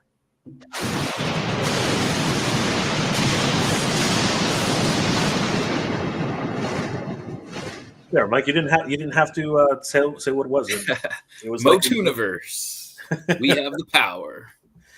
So yeah, we are very much sorry, wrong one. We are very excited to announce that we will be holding a Master Universe centric convention in Torrance at the Torrance Marriott in California. This is the same space that multiple other Master Universe conventions have been held in the past, and we are very excited. This will be held. When is the date, Mike? Did we mention that? May 23rd and 24th. That is Memorial Day weekend, so you can party hard and still have an extra day to recover. We are super excited about this, and it will encompass everything Master Universe. And we figured we should share a few details about the Kickstarter that we were working on. The reality is that Mike and I we have very few. And when you collect toys, guys, it really tends to eat into your budget. So yeah, we really need the community's help on this to really get us off the ground and running for this particular event. Of course, in 2026, guys, Master Universe is going to be in the public consciousness more than it's ever been anywhere else. I mean, we have a movie coming out. Actually, on a very technical, we have two movies coming out. One is a official production. The other one is an actual fan production for The Fall of Grayskull 2. So two different movies coming out for Master Universe. We have video games. I mean, Jeff, did you see the trailer for that freaking Master? Oh, yes. I am very much looking forward to that one. Right? I'm so excited. And you know what? They better have internet play. Because if Mike and Jeff can't be on my team, I don't want. I don't. It's not a good scene. It's not a good scene. So I want online play for that. 100%. It's definitely the best things ever come with like beat 'em ups. That's definitely coming. But we also wanted to highlight the history of Master Universe and everything that comes with it. And this is the place to do it. We feel it's time because toys. Two different lines for 2000X. Vintage collection, cartoon collection, Teenage Mutant Ninja Turtles crossover with Master Universe, freaking Thundercats crossed over with Master Universe, now Transformers crossed over with Master. Come on, what is going on? Master Universe is everywhere. Control, huh? When Bosch is advertising Masters of the freaking Universe, you know we've hit them big time for this property, guys. Come on, now is the time to celebrate Masters of the freaking Universe. So let me tell you a little bit about Motuniverse, guys. So Motuniverse, by the power of Grayskull, the ultimate fan celebration where all Master Universe lore unites through panels, vendors, cosplay, collectibles, and epic community energy. We're raising funds to launch this unforgettable weekend, and with your help, we can make history together. Join us and be part of the beginning. Together, we can raise our power swords high, just like Eternian royalty right here, along with thousands of other fans. Who raised their swords and declared that by the power of Grayskull, we have the power. This was an incredible moment, and Mike wasn't even looking at the camera, man. He was literally like, I was filming for my Instagram live right then, man. I was trying again. I was there for the community. Okay, He was present. Oh. I wanted to be there for those that couldn't. That's kind of my MO at San Diego Comic Con. These are the participation points that you got to give to Mikey because he was too busy. He was too busy for the people, for the fans. What to expect? Moto Universe 2026. Master Universe celebrates its 44th anniversary in 2026, while the Princess of Power turns 41. These franchises have a rich history, multiple toy lines, cartoons, media that spans decades, giving fans a lot to celebrate. And the Moto Universe will be the place to party in 2026, guys. We want to talk about the Master Universe from 1982 to 2026, marking the 44th anniversary of Master Universe. Now, here's the thing. A lot of people don't realize this, but there are actually multiple editions of Master Universe. We have the Filmation version. We have the New Adventures. You know what? Why does everybody always hate on New Adventures, man? New Adventures was crazy, dude. It was such a left turn from the original concept that a lot of people were like, whoa. What's Prince Adam happening? had a tunic. Come on, the dude. And a ponytail. He was in a toga. He had a toga. Come on, Prince Adam. Lost about 30% of his body mass. Right. Literally lean. abandoning his entire world. Abandoning his entire world and going to another one just to try and what was he doing there? Somebody remind me. Sorcerer says, Prince Adam, there's something going on in another world, right? And who decides to follow him? Freaking Skeletor decides to freaking tag along and do his own thing. What's going on? Yeah. He didn't want to miss out. So we need to give some love. We need to give some love to New Adventures, boys. That's boys and girls. We need to give some love to New Adventures. And of course, there was the 2000X, which we just talked about, Jeff. Jeff's literally spent the last 3 weeks catching up on 2000X. We want to find out. I want to have a rousing discussion on what would have happened if Hordak had stepped over the threshold. If he wasn't betrayed by Skeletor, if he actually got his chance in the moment to shine, would he rise from the depths of the Eternian, the other mythos? Who knows? Only time will tell. Definitely want to talk all about that and what's possible for possibly, you never know, 2000X in the future. And then, of course, there is Revolution, and the Netflix CG series. Seriously, these are all wonderful series which are coming. And depending on, I don't know, here's the other thing. We heard rumors about a new web series coming out just before the movie. And I think that'll be a great discussion at the show. What is going to happen with this new series? Will we already have a few episodes before the movie, and can we actually have a full panel on that at the show? I think that'll be huge. I think that more Motu in media is needed, and obviously that's happening right now. So want to celebrate that between 1982 and 2026.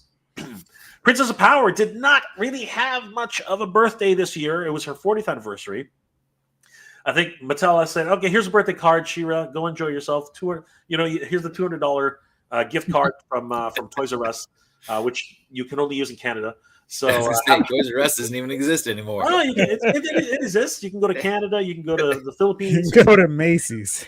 You can go to Japan. That's not Toys R Us. You can go to Macy's. Yeah, there you go. $200 gift card from Toys R Us. Those Toys R Us and Macy's are depressing. Yeah, so we want to give She-Ra a happy birthday. She didn't quite get, although she's starting to get a birthday now. It's all the way at the end of the year, but we want to really celebrate the Princess of Power in 2026, the most powerful woman in the universe. So we're gonna have a huge celebration for the Princess of Power. We need more freaking Rebellion figures, guys. We need Glimmer. We need Princess. We need Queen Angela. We need the Helga the Harpy. We need all these freaking figures to come out. Come on, who the heck is Voltak? Seriously, I barely know. I barely knew who Voltak was. Like, seriously, where was Helga? I want Helga to come back. That would have been a great figure. He-Man and video games from 1983 to 2026. We're going to celebrate the video games and board games and all the games that were ever created for He-Man. The good, the bad, and the absolutely ugly. I mean, there were some terrible games for Master Universe. Did anybody actually play Master Universe on the Atari 2600? It literally is just just you and a Wind Raider going around. Wind Raider. You see Skeletor running this way and running that way and running. So lame. It's bad if something in the 80s when you're a kid is like recognizes this isn't good. I mean, you're supposed to just be predisposed to liking this stuff. It's a He-Man video game. It's like, this is not great. No, it's not. There were Commodore 64 games. There were PC games. There was a PlayStation 2 game, believe it or not, and it was absolutely horrible. Mm-hmm. You would die and have to start all over, the whole level all over again, and it was so frustrating. We're trying to figure out which ones are good and which ones are the bad, and of course, we are definitely going to be, if we can, we're going to try and get in touch with Limited Run Games and maybe see if we can get a couple of arcades in there. I would definitely love to challenge anybody. Like I said, gang out with my friends. I need Jeff on my team. I need freaking Mike on my team. We need to gang up on the forces of Skeletor and Squad up. It's going to be absolutely insane. As a matter of fact, Jeff, you won't believe this. We already have guests lined up. Can you believe that? This is something people, when we started talking about this, they really wanted to help out and get involved. And we just reached out to a couple of possible guests, and they really, really started getting excited. Mike, why don't you introduce some of our guests of honor who have already been confirmed for this year? Yeah. So our artist guest of honor is Tony Washington. He is a fantastic artist. He did some work for PowerCon and their booklets, so he's well versed in the Mo2 artwork. He has some amazing prints. He comes to San Diego Comic-Con. He kind of makes the SoCal rounds for any kind of convention. He's actually a local here in San Diego. He teaches digital arts for like a college course.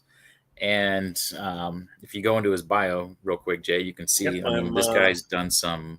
Well, I was actually going to bring up a few pieces that he has. Oh, bring up his art. Yeah, please. So, let's show some people his artwork because it is amazing.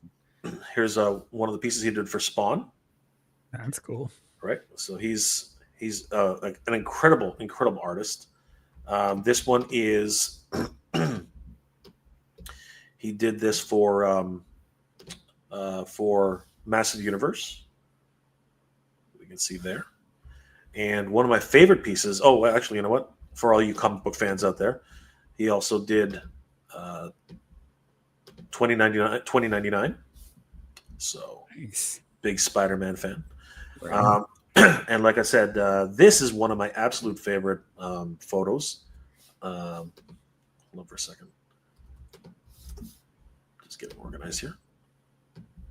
I mean, this, if you're a Master Universe fan, this is just incredible. Like, very cool. Man, it's just super, super talented. And I think we'll go back to the bio first, but I just wanted to show off one more. Sure. Yeah, this one here. This one is, again, if you're a Master Universe fan, like, he is incredibly talented. I mean, like, this is work above all else. I mean, he's just absolutely stunning.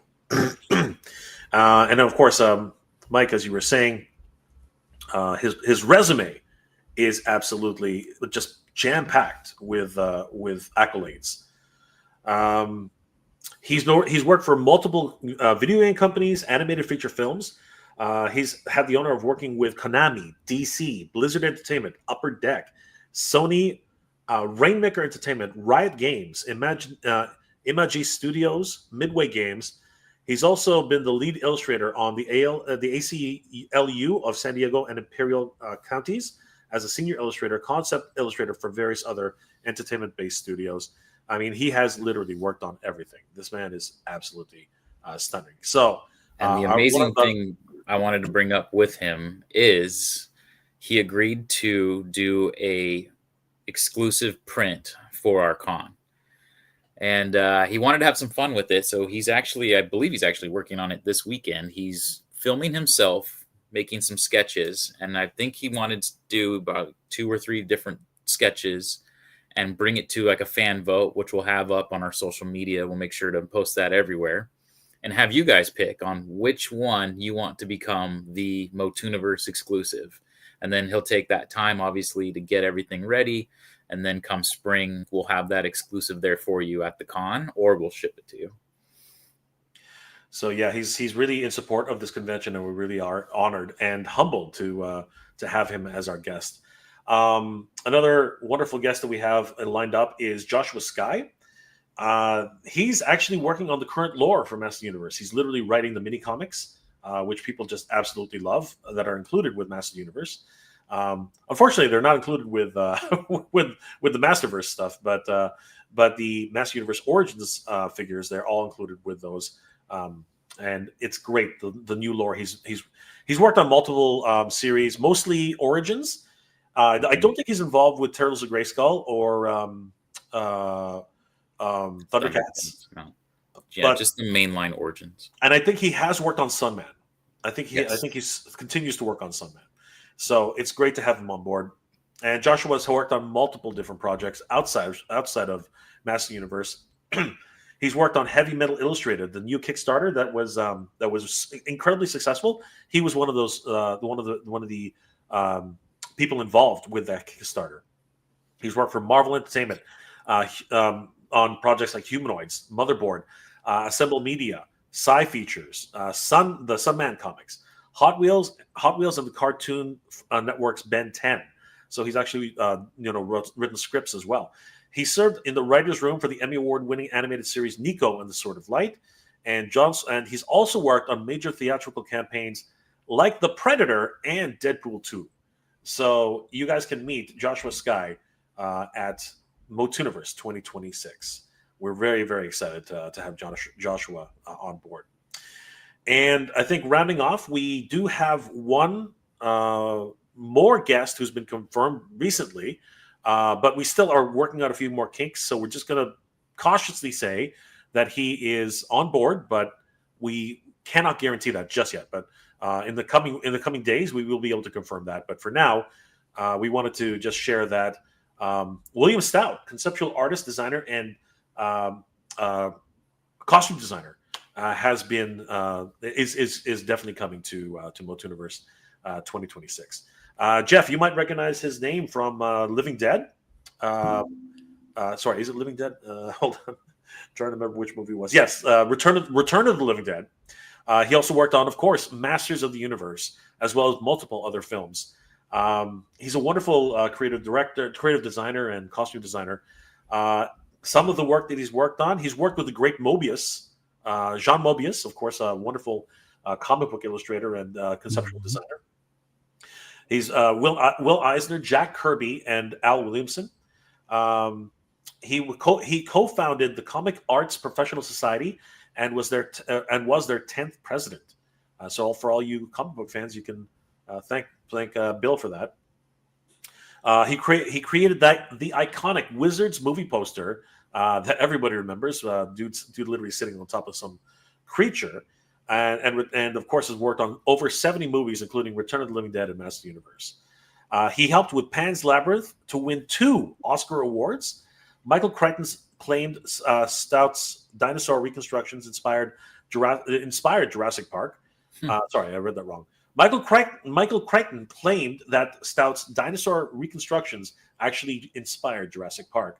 And Bill's 50-year career over Fantastic Worlds, The Art of William Stout in 2018, precedes the Flex Publications set, which collects all of his related work. So it'll be great to meet William Stout, who, of course, is wonderful and recognized for his comic contributions, as well, of course, as his movie contributions as well. We are very, very excited and humbled that Mr. Stout is going to be one of our guests at Motuniverse. So it's going to be held at the Torrance Marriott in Redondo Beach. It's just been newly renovated, so the place is absolutely stunning. It's 40,000 square feet of event space. The lobby alone, where many of the exhibits are going to be held, is just massive. Ample space in the grand ballroom for exhibitors and activations, as well as activities which people can partake in.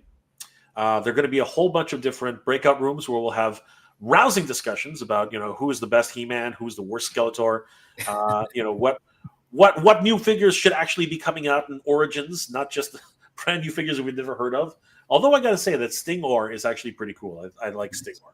I think He fits right in. And we will have a room rate, which we're working on with the hotel. So you can stay at the hotel all weekend. There are double beds as well as king beds available. And of course, you can rent a suite if you so decide. There's a great bar where everyone can just talk about their favorite Master Universe characters, or just lounge out and just. There will be a karaoke night. Nice. We're going to be having karaoke. So, Jeff, you can join me. We can belt it up. I'll be doing my best rendition. I have to do the narration for you while you sing. Jeff and I are going to do. You have the touch. We'll go for it together. There you go. They have a beautiful patio where everyone can enjoy the great weather. Of course, it's California, and they have this crazy pool, which Mike has already tried. It's I mean, it's already set up to put Orko hats there, right? There you go. Right. Got the decorations all together. It's going to be so much fun. We're really expecting a lot. They hopefully they'll still have a Starbucks, and it hasn't shut down. Well, they can call it Skeletor Bucks. Yeah. There you go. Right. Retrofit it. Absolutely. Put the Snake Mountain in the green Snake It's Mountain. gonna be so the much fun. snake over it. We're gonna Right. decorate the whole place. It's gonna be crazy. Or maybe it's Evil Lens. I don't know. I like that. Mm. Evil Lens. I like that.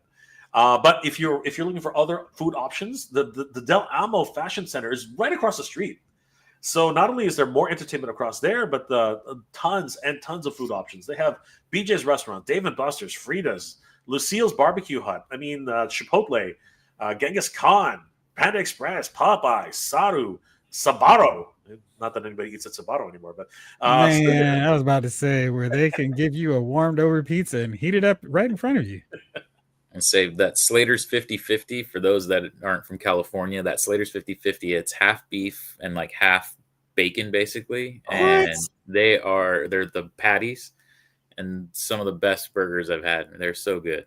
I'm so excited. Just the food alone is making me. I'm very excited. So yeah, guys, with your help, we can reach. We can make this a reality. We do actually have an agreement with the Torrance Marriott, so 100% it is happening. But with your help, we can make this a truly epic event. And really, we have a lot of wonderful stretch. We have a lot of wonderful. Why is it not going up? We have a lot of wonderful rewards that people can back. They're not all gone. That's a lie. We will have T-shirts available that you can help to support the event. This is only proposed artwork, but it'll basically be the logo plus some additional extras. These will be available for $35. We're thinking maybe $40. We are offering VIP weekend passes for $60. This is the $60 price is for the Kickstarter. There's early access weekend pass at $60. VIP pass at the convention includes one VIP pass lanyard, 1 hour early access to the exhibit floor on Saturday, early access to all the events, priority seating to guests meet and greet, signings and featured attractions, access to the after hours programming, and exclusive Motooniverse pin. These rewards can either be picked up at the event or we can mail them to you. Mailing will be calculated at the time of mailing because mail just keeps increasing on an hourly basis. It's ridiculous. We have a Founders Recognitions Pack, which is the real fun stuff because as a founder, you will receive all of this, and including the recognition of being a founder who helped make Motooniverse a reality.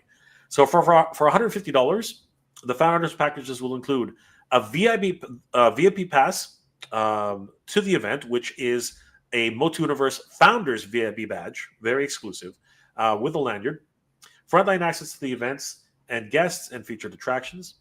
It will come with a commemorative certificate, which will be mailed out to each founder in thanks and recognition for the support and being a founding member at the Motooniverse event. A commemorative medallion, which is it's pretty substantial. It's not this one here, but it's a 50 millimeter medallion, and it's real metal. It's not like a 3D print chocolate. Yeah, it's made of chocolate, right? It is a real medallion. It's not chocolate or not made of 3D printed material. the commemorative medallion celebrating the Multiverse in recognition of their support for the event. A Multiverse founding member T-shirt, an exclusive commemorative pin signifying that they are a founding member of the Multiverse family, and we're giving an option for pickup at the event for those who wish, or again, we can mail them out to anyone who wishes them. Just a quick peek at what these things can look like. We're still working on the designs, but just a quick peek about what they possibly could look like. I'll just bring it up really quick. Sorry, guys. So here we go. The medallion, as I just showed you, will look similar, will definitely be this material and look very similar to this, but it will have founding members medallion in recognition and thanks for the Multiverse in 2026. And now the fans have the power. Now this is still in design phase, but this is the proposed artwork that you can see here. It will change. I won't say it proposed. It will change. The founding members plaque, which will be mailed. The certificate will be mailed to members if once it's ready. And again, this is just a proposed layout. It will be changing. The founding members pin, which is very different from the VIP pin. This signifies that you are a founding member and are proud founding member. You can wear this during the event, and it's a little bit better than carrying around a coin in your pocket. This was just pinned to your lapel or your shirt, and you can be recognized by everyone as being a supporter and founder of the event. This is what the VIP passes look like. These are the regular passes, but no, sorry, a proposed idea. The passes are definitely going to look 100% different, and of course, the founding members badge looks incredibly different as well. These are the pins for the VIP badges when you support on Kickstarter, exclusive only to Kickstarter. So let's say the Multiverse, now the fans have the power. The founding members shirt, which again, subject to change. Same thing with the regular shirt, which everyone can purchase to help with the event. We're also planning on creating mugs and other rewards which people can support with. As well, Mike alluded to the idea that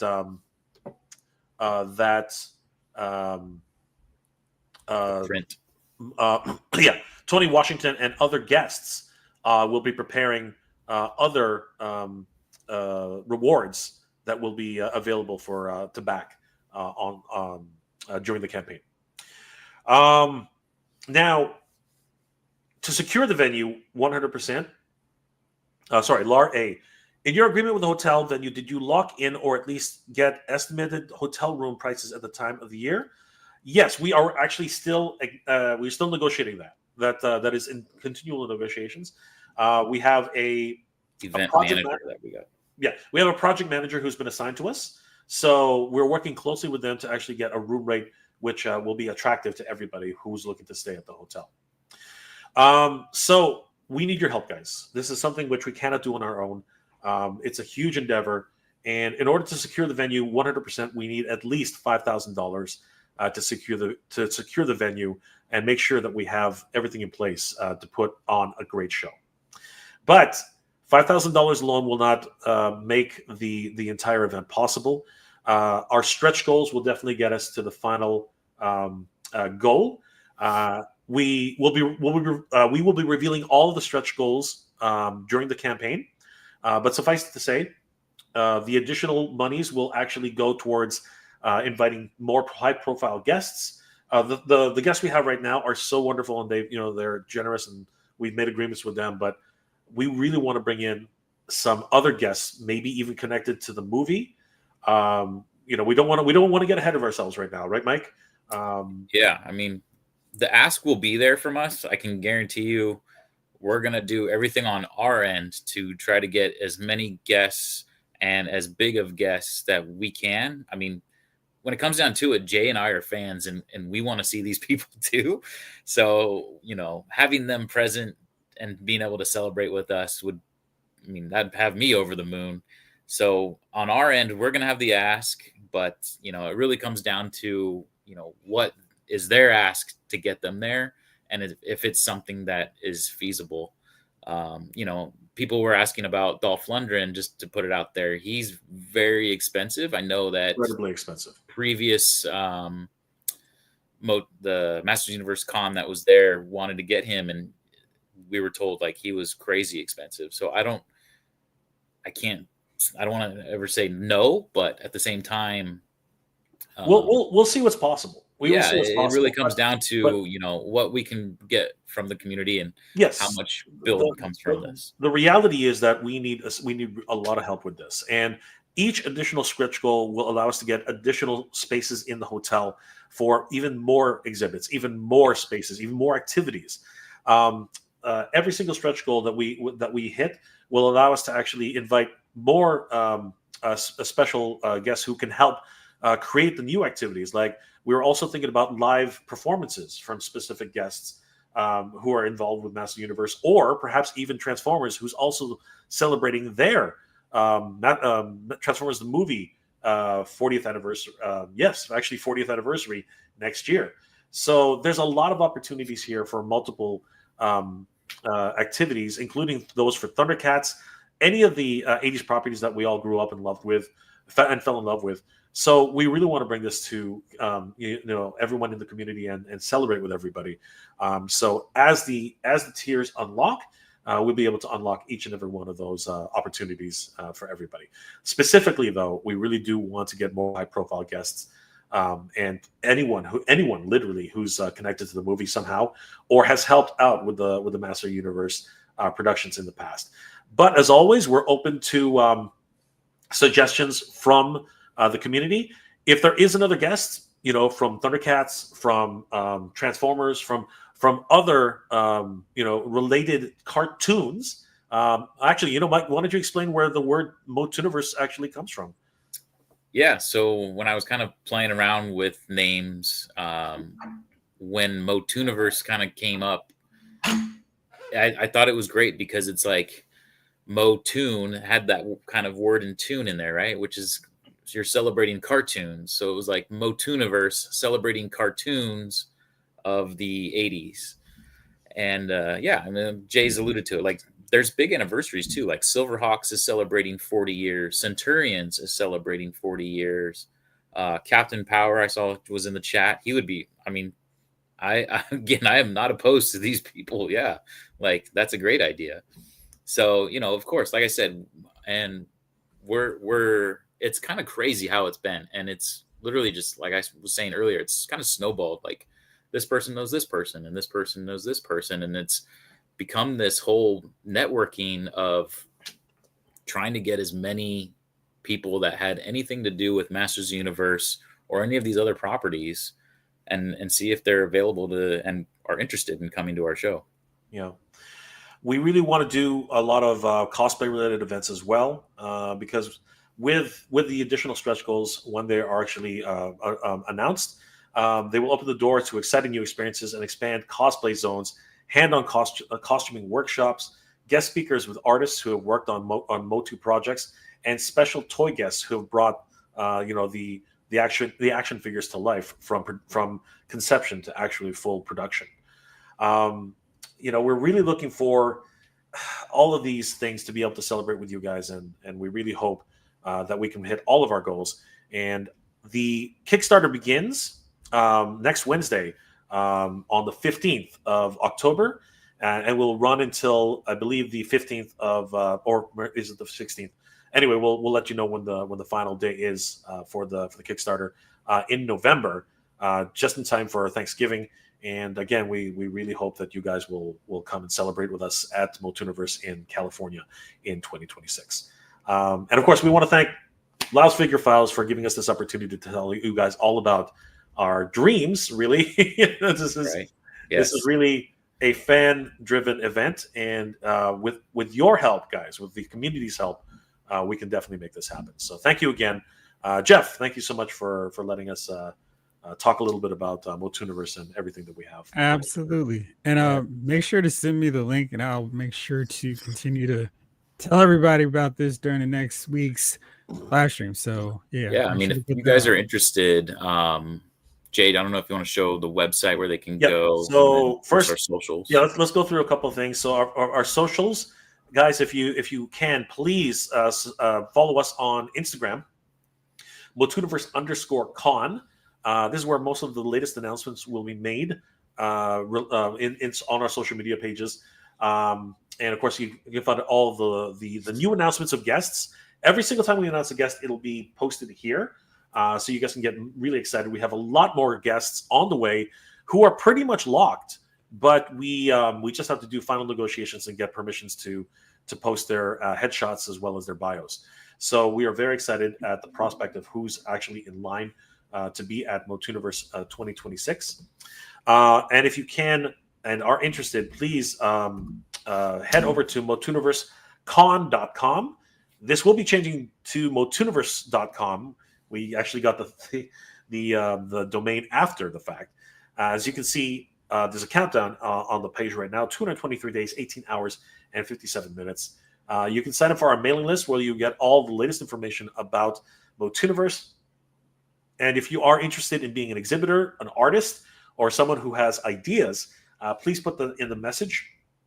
We love your suggestions, guys, and we really hope that we can continue. We've got some really great suggestions through the website. Absolutely. I'd love to see more come through. 100%. We're really excited, guys, and we really appreciate your help. And of course, please subscribe to us on our new YouTube channel at Motuniverse_con. We're actually broadcasting live right now on there. We've had a whole bunch of different episodes and streams that we've already been with multiple different groups, including Toy Frenzy. We were there with Oz and Skelevator. We were on with Toy Habits, Michael and Toy Sorceress. And we are right now live with Jeffrey's Lyles Figure Files. So, guys, thank you so much. Kind of crazy. Jay and I have been on the YouTube little circuit. Circuit. Yeah, there you go. We need to make sure everybody knows about this because when we launch, we want the best possible chance to. Definitely. I really feel like the only thing that would hinder this is people not being aware. So we want to bring awareness. We do. And we really appreciate all your support, guys, especially, good friends of the channel. And, of course, like Jeffrey of Lyles Figure Files. We really appreciate all the support, guys. Thank you so much. Thank you, Jeffrey, for having us. Yeah. Absolutely. Well, I'll check back in with you all soon so we can give an update and see how things are coming along. Yeah. So we will not be strangers on this. So just keep me posted. It's been a blast, Jeff, and thank you so much again. And if anybody wants to get in touch with us, please reach out to either Mike or myself on Instagram. Mike, how can people reach you on Instagram? Yeah, my personal Instagram is at Eternian Royalty. I post everything Motu, so if you are a fan of Masters Universe, kind of why I decided to do this con, right? I'm very passionate about Masters Universe. So if you are a Masters Universe fan, feel free to give me a follow at Eternian Royalty on Instagram. I also have a YouTube also. It tends to only come around, it comes alive during Comic-Con, San Diego Comic-Con, and then it dies out for a while. But give me a follow over on Instagram for sure. And definitely follow the Motuniverse accounts too. You can actually, I'm the one behind the Instagram. So if you message Motuniverse, you'll get me. And Jay, how about you? How does everybody reach out to you? Well, I'm Mega J Retro. The Eyes, thanks so much for always supporting the channel. Obviously, my YouTube page is Mega J Retro.